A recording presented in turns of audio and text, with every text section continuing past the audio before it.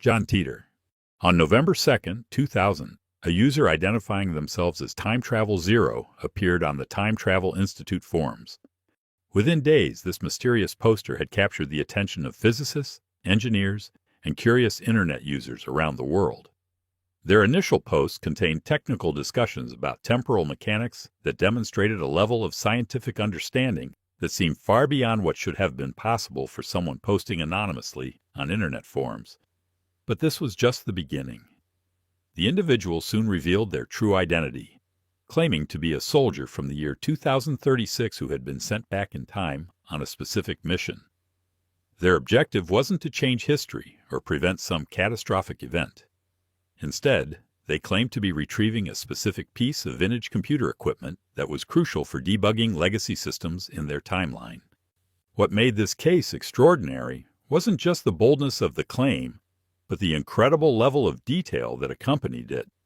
The alleged time traveler provided comprehensive technical specifications for their temporal displacement device, complete with photographs and operational manuals.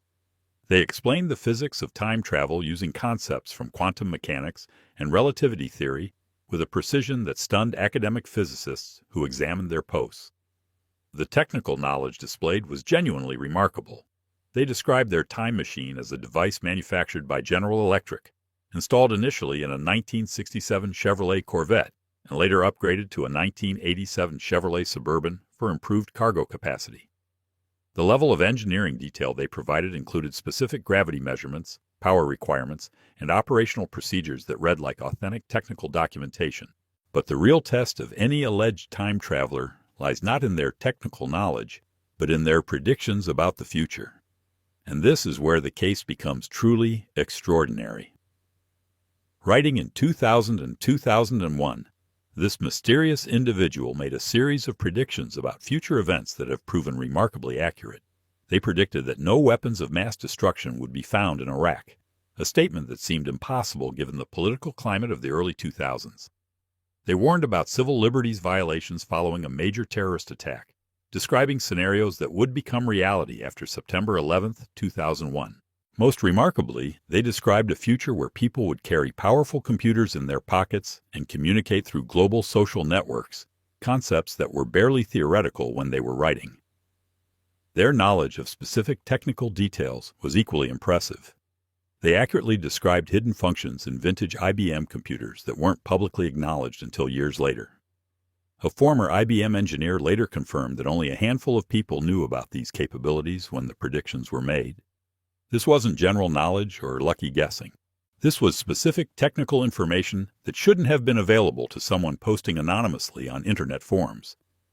The photographs they provided showed what appeared to be their time machine, complete with detailed technical manuals and operational instructions. Digital analysis of these images revealed a level of sophistication that would have been extremely difficult to fake using technology available in 2000. The documentation appeared authentic. The technical specifications were consistent, and the overall presentation suggested either an elaborate hoax requiring significant resources or genuine evidence of temporal technology. Perhaps most intriguing was their discussion of the many worlds interpretation of quantum mechanics and its relationship to time travel. They described temporal displacement in terms of moving between parallel world lines rather than traveling through a single timeline. This approach to time travel physics was sophisticated and demonstrated a deep understanding of theoretical concepts that were at the cutting edge of academic research. Their posts continued for over 2 years, during which they answered hundreds of questions about future technology, historical events, and the mechanics of time travel. They described social and political changes that would occur in the coming decades, many of which have proven accurate. They discussed technological developments that seemed impossible in 2000, but have since become commonplace. On March 24, 2001, they posted their final message, stating that their mission was complete and they would be returning to their own time. They mentioned checking a few safety items before departure and then vanished from the forums entirely, never to post again. The timing of their departure, coming just months before the September 11th attacks that they had predicted, adds another layer of mystery to an already extraordinary case. In the years since their disappearance, researchers and investigators have attempted to verify their claims and trace their identity. Despite extensive investigation, no conventional explanation has been found for their remarkable knowledge of future events or their sophisticated understanding of theoretical physics. The predictions they made have continued to prove accurate, while the technical information they provided has been validated by experts in relevant fields. The case has been analyzed by physicists, computer scientists, and intelligence researchers. Yet no definitive explanation has emerged. The level of knowledge displayed, the accuracy of the predictions, and the technical sophistication of their temporal displacement theories suggest either an elaborate hoax involving significant resources and expertise, or genuine evidence of time travel technology. What makes this case particularly compelling is that it occurred in the early days of the Internet, when creating sophisticated hoaxes required considerable technical skill and resources. The consistency of the information provided over 2 years of posting, combined with the accuracy of predictions that have continued to prove correct decades later, suggests something far more extraordinary than an Internet prank. The Man from 1876. The streets of New York City in 1950 were bustling with post-war energy, filled with the sounds of automobile horns, streetcars, and the constant rhythm of urban life. Times Square represented the beating heart of America, a place where anything could happen and usually did. But on one particular Thursday evening in June, something occurred that would challenge the very foundations of how we understand time and reality. Picture this scene. It's rush hour. People are hurrying home from work. Traffic is heavy. And suddenly, a man appears in the middle of one of the world's busiest intersections. Not walks into traffic, not stumbles from the sidewalk, but literally appears as if materializing from thin air. Within seconds, he's struck by a taxi and killed instantly. A tragic accident, certainly. But what police discovered when they examined the body would turn this simple traffic fatality into one of the most mysterious cases in New York City history. The victim appeared to be a man in his late 20s, well-dressed and carrying identification that listed his name as Rudolph Fentz. But everything else about him was completely wrong for 1950. His clothing belonged to another era entirely. He wore a black frock coat, the kind fashionable in the 1870s, along with buttoned shoes that hadn't been worn for decades. Yet these weren't costume pieces or aged garments. They appeared brand new, as if they had just been tailored by the finest craftsmen of the Victorian era. When investigators searched his pockets, they found items that deepened the mystery rather than solving it. There were brass buttons, obviously valuable and clearly antique. A copper token, good for a free beer at a tavern that had been demolished in 1876. $70 in old banknotes, currency that had been out of circulation for decades. Yet the bills appeared crisp and new, as if they had just been printed. Perhaps most puzzling was what he didn't have. No modern identification cards, no wallet contents that would connect him to 1950, no signs of the mental illness or confusion that might explain his anachronistic appearance. Witnesses described him as looking around in complete bewilderment, as if seeing Times Square for the first time, before stepping directly into traffic. Captain Hubert Five Ream of the Missing Persons Bureau decided to investigate further. What he discovered defied all logic and reason. In the missing persons files from 1876, he found an entry for one Rudolph Fentz, aged 29, who had disappeared without a trace while taking an evening walk near his home. The missing man's description matched the accident victim perfectly, down to the smallest physical details. But the investigation didn't stop there. Ream dug deeper into the records and made an even more impossible discovery. In the 1939 New York phone directory, there was a listing for a Rudolph Fentz Jr. When contacted, this man claimed his father had vanished mysteriously in 1876 during an evening walk and was never seen again. He provided a photograph of his missing father. The image was identical to the man killed in Times Square, matching every facial feature and physical characteristic. The case was quietly filed away and forgotten, deemed too strange for public consumption. But retired police officers who worked the investigation continued to whisper about it for decades. They had witnessed something that challenged everything they understood about the nature of time and reality. The physical evidence was undeniable. The perfectly preserved 19th century clothing, the authentic period money, the missing persons records that matched exactly. This case raises profound questions about the nature of temporal displacement. Was Rudolph Fentz a victim of some kind of time anomaly that transported him 74 years into the future? The evidence suggests that a man who disappeared in 1876 somehow materialized in 1950, carrying with him authentic artifacts from his original time period. Real quick, if you're learning something new from this video, be sure to like and drop a comment with your favorite. It helps us to spread this info to those who need to hear it. Also, subscribe and hit the bell so you won't miss the next one. Trust me, there's a whole lot more hidden. Now back to it.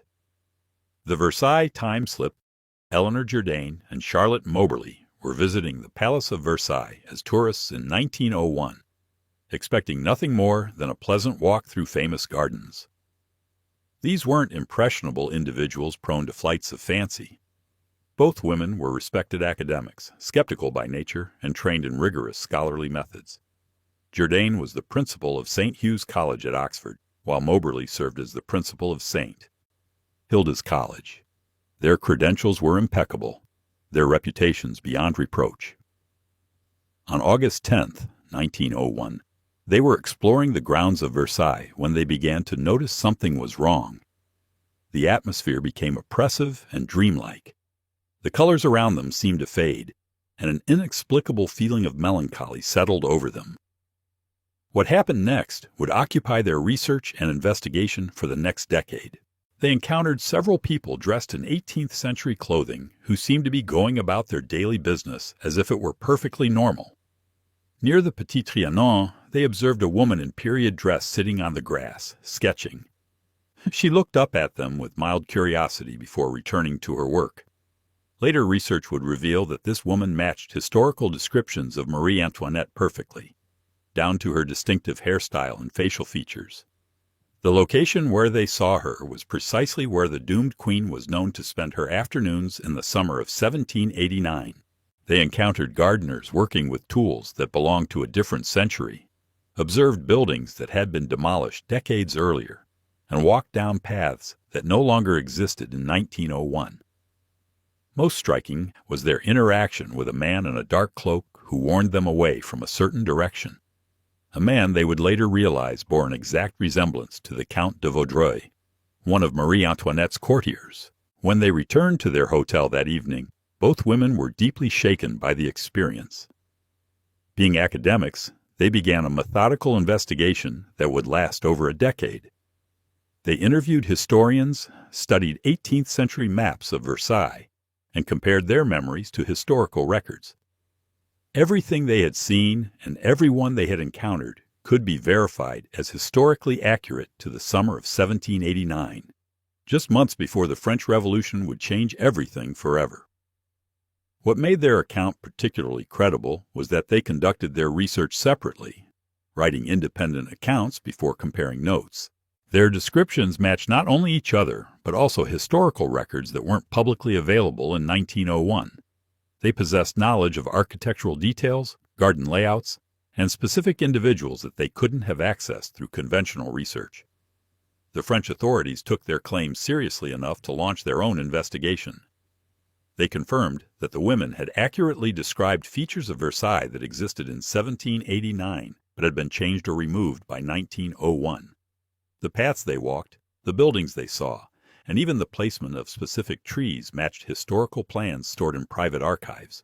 After 10 years of research and verification, Moberly and Jourdain published their account in 1911 under the title An Adventure.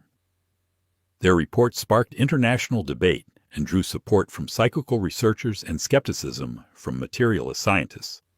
But the physical evidence, their impossible knowledge of 18th century Versailles, remained unexplained.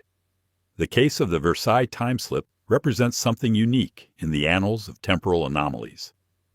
Two credible witnesses conducting independent research documented an experience that provided them with accurate historical knowledge they couldn't have obtained through conventional means. They didn't just claim to have traveled back in time. They proved it through the accuracy of their observations. The Philadelphia Witness. In the summer of 1955, astronomer and UFO researcher Morris Jessup received correspondence that would fundamentally change his understanding of reality and the nature of time itself. The letter came from a man calling himself Carl Allen, later known as Carlos Miguel Allende. His claims were so extraordinary that they seemed beyond belief, yet the technical accuracy of his knowledge and the consistency of his account have made this one of the most compelling cases of witnessed time travel in modern history. Allen claimed to have observed the United States Navy's attempts to achieve invisibility through electromagnetic field manipulation during World War II.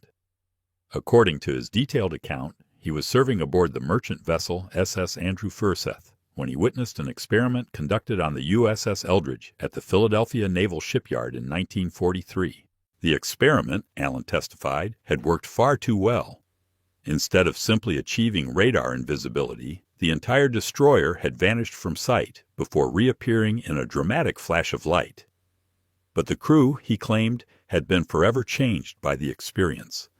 Some had become partially invisible and couldn't control the effect. Others had developed the ability to walk through solid walls, an ability they couldn't turn off. Most disturbing of all, some crew members had become unstuck in time itself.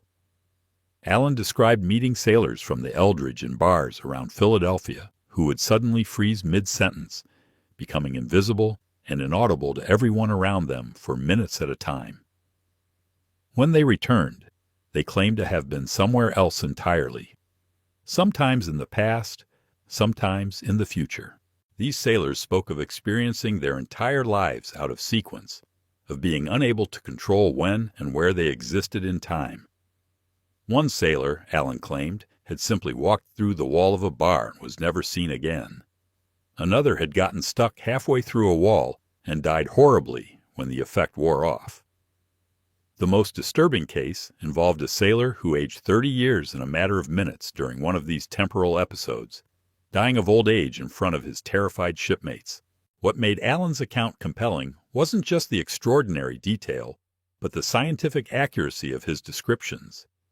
His understanding of electromagnetic field theory and relativity was decades ahead of publicly available scientific knowledge. He demonstrated knowledge of unified field theory and space-time manipulation that would have been extremely difficult for a merchant marine to acquire in 1943. When researchers attempted to verify Allen's claims, they discovered that official records of the Philadelphia experiment had been classified or destroyed. The USS Eldridge's logs from October 1943 were mysteriously missing. Most crew members had died or disappeared, and those few who could be contacted refused to discuss their experiences aboard the ship. Yet some evidence remained. Philadelphia area newspapers from late 1943 contained brief mentions of strange incidents involving military personnel who had appeared suddenly in bars and restaurants, acting confused and disoriented before vanishing again. Medical records from naval hospitals showed an unusual number of psychological cases involving temporal displacement delusions among destroyer crews from the Philadelphia yard.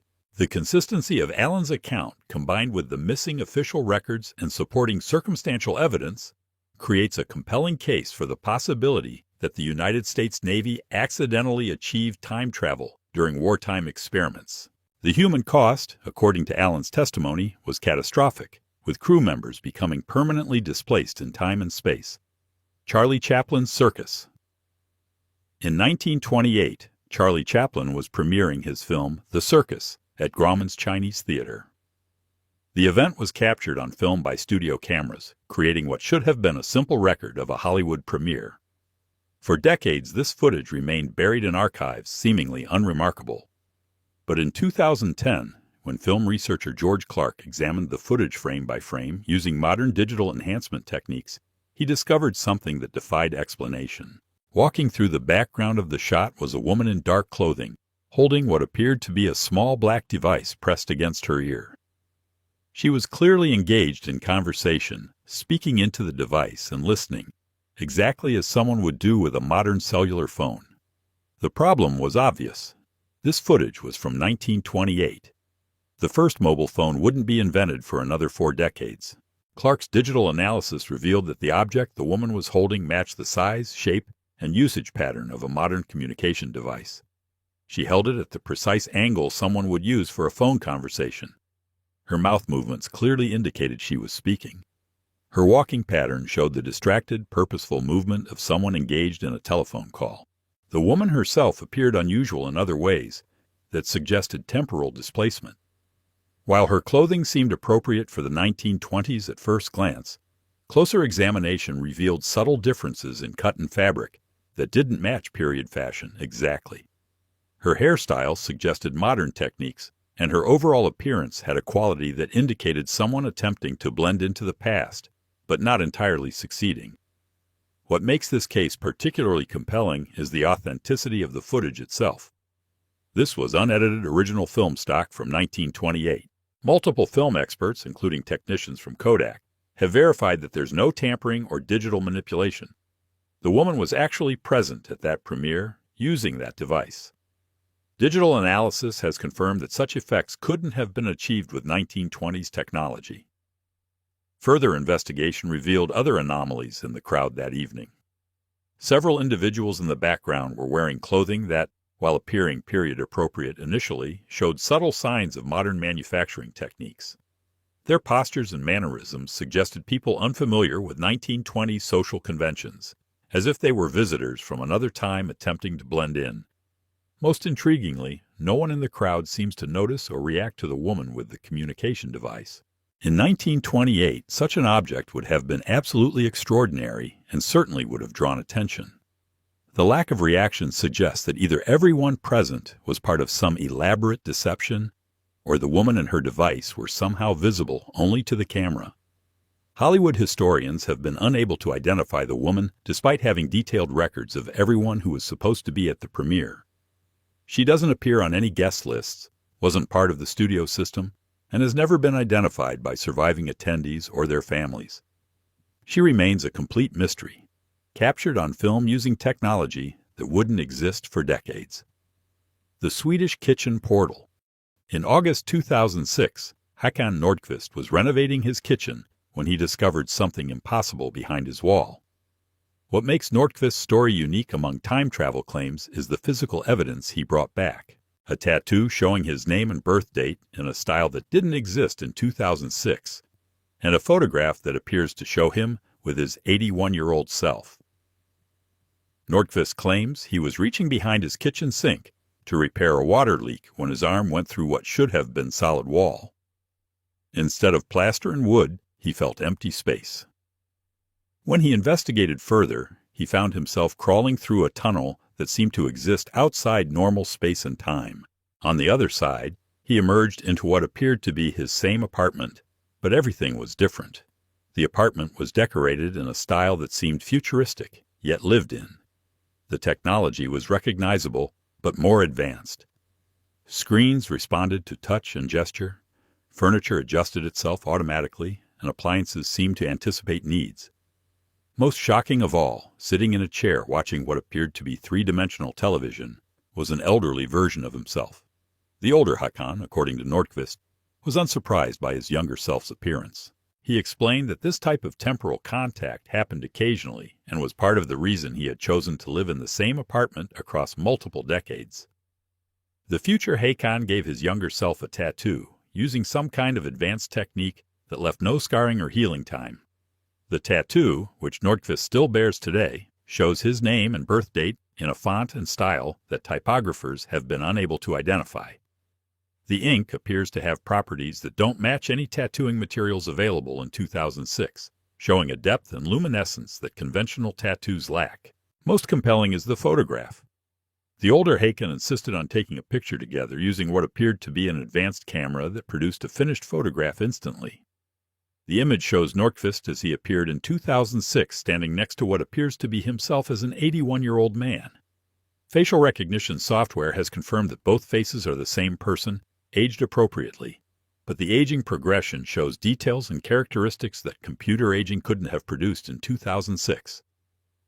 When investigators examined Nordqvist's apartment, they found no tunnel and no way he could have accessed another space behind his kitchen wall. The building's architectural plans showed solid concrete in the area where he claims to have found the passage. Yet the tattoo remains, and the photograph continues to baffle experts.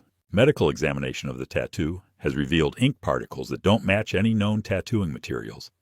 The composition includes elements that are extremely rare and expensive, arranged in a molecular structure that suggests manufacturing techniques beyond current capabilities. The photograph similarly appears to be produced using processes that are more advanced than anything available in 2006. The Antikythera mechanism. In 1901, sponge divers working off the Greek island of Antikythera discovered what appeared to be the remains of an ancient Roman shipwreck. Among the artifacts they recovered was a corroded bronze mechanism that would challenge everything we thought we knew about ancient technology. The Antikythera mechanism, as it came to be known, is an analog computer of staggering complexity. Built around 100 BCE, it uses a sophisticated system of bronze gears to track the movements of celestial bodies with mathematical precision.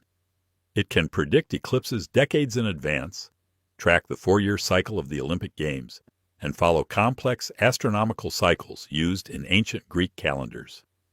What makes the mechanism extraordinary isn't just its complexity, but the advanced mathematical and mechanical knowledge required to build it. The device incorporates differential gearing, a technology that historians believed wasn't developed until the 16th century. Its eclipse prediction system uses calculations that require knowledge of lunar orbital variations that weren't officially discovered until the work of Johannes Kepler in the 17th century. Recent research has revealed even more impossible aspects of the device. Advanced imaging has shown that the mechanism originally contained far more functions than previously thought, including the ability to track the movements of all known planets and predict their positions decades in advance. This requires knowledge of planetary orbital mechanics that wasn't discovered until the work of Copernicus, Kepler, and Newton.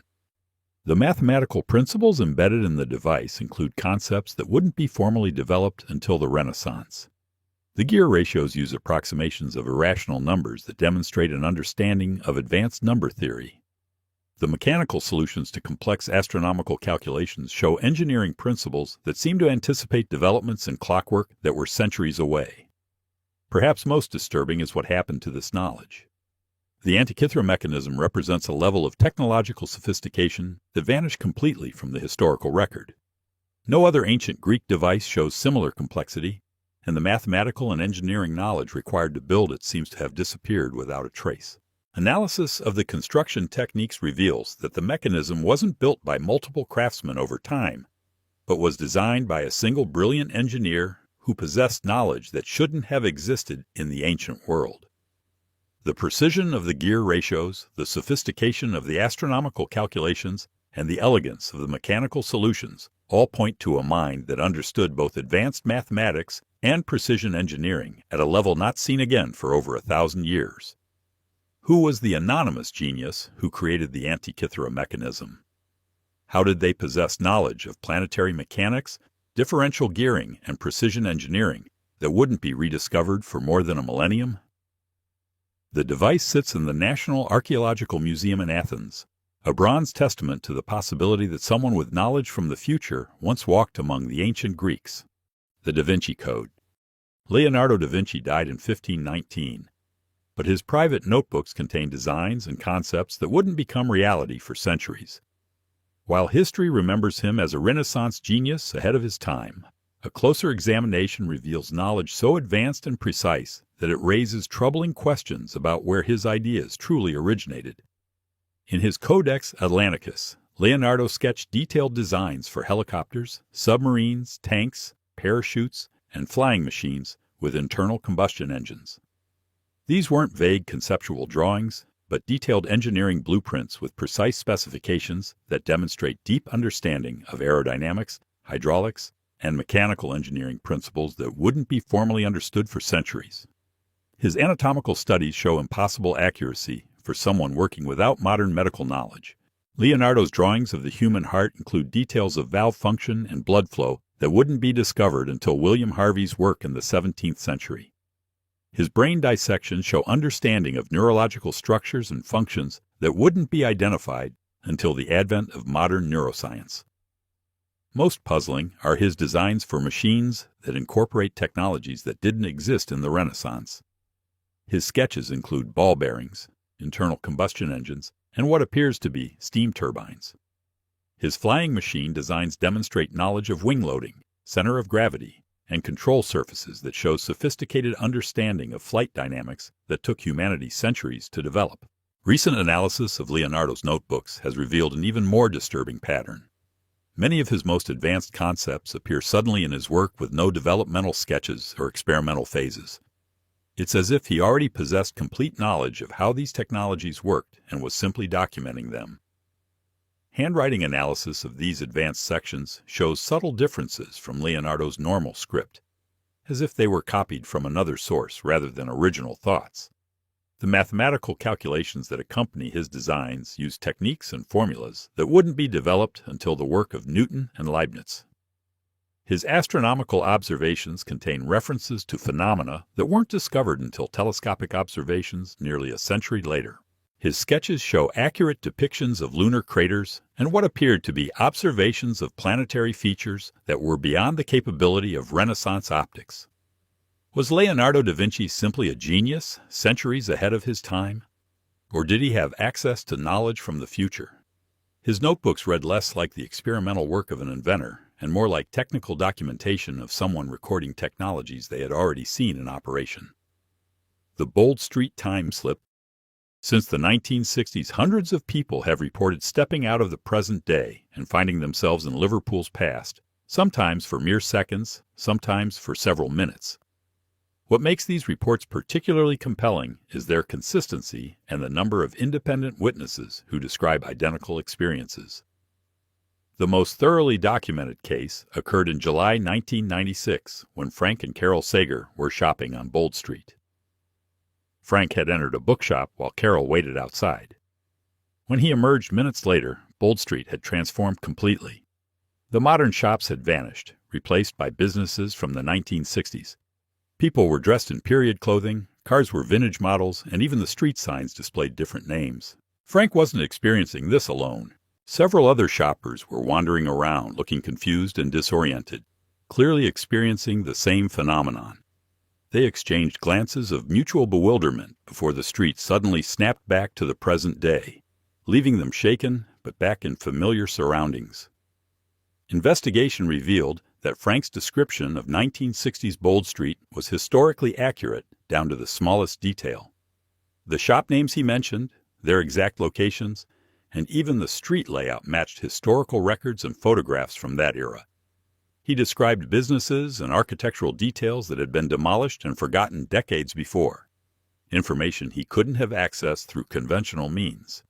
The pattern continues with remarkable consistency. In 2008, Sarah Martinez entered what she thought was a trendy boutique on Bold Street, only to find herself in a 1970s department store, complete with period furnishing, staff in vintage uniforms, and merchandise from decades past. She attempted to purchase a dress but was told her modern currency wasn't acceptable. When she stepped back onto the street, she was back in 2008, and the shop she had entered no longer existed. Security cameras have occasionally captured these incidents. Footage from 2006 shows pedestrians suddenly changing direction mid-stride, as if avoiding obstacles that aren't visible on camera. Their behavior suggests they're seeing a different environment than what the cameras record. Most striking are shots of people who appear to be interacting with individuals who don't show up on the footage. Local historians have discovered that Bold Street sits on a site with unusual geographical properties. The street was built over ancient tunnels and underground chambers that may create electromagnetic anomalies. Geological surveys have found unusual mineral deposits in the bedrock that some theorists believe could affect the local space-time continuum. The time slips aren't random. They tend to occur during specific weather conditions, usually on overcast days with high humidity and electromagnetic activity. The experiences follow consistent patterns. People step out of one time period into Liverpool's past, usually the 1960s or 1970s, experience the past as completely real and solid, then return to the present without warning. Most compelling is the fact that people experiencing time slips on Bold Street often encounter the same past events and locations. Multiple witnesses have described identical shops, the same street musicians, and even the same conversations overheard in the past. It's as if they're all accessing the same temporal snapshot of Liverpool's history. Edgar Cayce. Between 1901 and 1944, Edgar Cayce made over 14,000 recorded predictions while in trance states. Many of these dealt with future technological developments, geopolitical changes, and natural disasters that wouldn't occur until decades after his death in 1945. What makes his predictions remarkable isn't just their accuracy, but the specific technical details he provided about technologies that didn't exist in his lifetime. In 1935, Cayce predicted that people would someday communicate instantly with anyone in the world using small devices they carried in their pockets. He described a global network of information that people would access for education, entertainment, and commerce, essentially describing the internet and smartphones with startling accuracy. His medical predictions were equally precise. In 1928, he predicted that scientists would discover that DNA carried hereditary information and could be manipulated to treat disease. He described what we now know as genetic therapy, stem cell research, and gene editing, using terminology that wouldn't be developed until decades later. His understanding of cellular biology and genetics was so advanced that modern researchers still study his medical readings for insights. Cayce's geological predictions have proven unnervingly accurate. He predicted the discovery of oil fields in specific locations years before they were found. He described changes in weather patterns and natural disasters with precise timing and locations. His predictions about space exploration were remarkably detailed for someone working decades before the space age. What made Cayce unique wasn't just his predictions, but his apparent ability to access information from multiple time periods. In trance, he would describe ancient civilizations with archaeological accuracy and future technologies with engineering precision, as if he was personally observing these different eras. His descriptions of future events included sensory details that suggested direct experience rather than psychic impression. Medical examination of Cayce during his trance states revealed brain activity patterns that didn't match any known psychological condition. His brain showed unusual activity in regions associated with temporal processing, as if he was literally accessing different time periods rather than simply predicting the future based on current trends. These 10 cases represent some of the most compelling evidence that time travel might not be confined to science fiction.